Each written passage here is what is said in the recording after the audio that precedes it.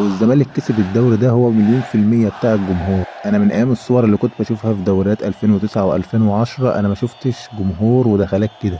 التيف والدخلة التشجيع طول الماتش، وباين من احتفالات اللعيبه بعد الماتش دي لعيبه جايه تفرح الجمهور. 6 ماتشات الدوري يخلص، اللي هيركز فيهم ويلعب على هدف ان هو ياخد البطوله هو اللي هيكسب. وحرفيا واحد زي معتمد جمال ده يتقال عليه مقولة جاء في طوارئ ليجعل افريقيا كلها في طوارئ. بالمناسبة الزمالك ما لعبش احسن ماتش ليه، ولكن لما جات له الفرصة ان هو يجيب الجون جاب. وفي الماتشات الحاسمة اللي زي دي اداء التفاصيل هي اللي بتكسبك البطولة. حقق اخوان بيزيرا من اول الموسم وهو فارق مع الزمالك، ولكن الارقام ما كانتش بتقول كده. بس في الفترة الاخيرة ابتدى يجيب اجوان ويصنع اهداف كتير. الراجل حرفيا النهارده مكسبك ضد بيراميدز ومطلعك النهائي ضد شباب بلوزداد. ومن الاخر كده يا جماعه الدوري ده مش بتاع حد معين، المهما لعب دور كويس جدا. حسام عبد المجيد احسن مدافع في الدوري المصري في فريق كبير عن غيره. فتوح باك شمال تلاقيه، خط نص تلاقيه. محمد شحاته افضل ديفندر في مصر لما يبقى في حالته.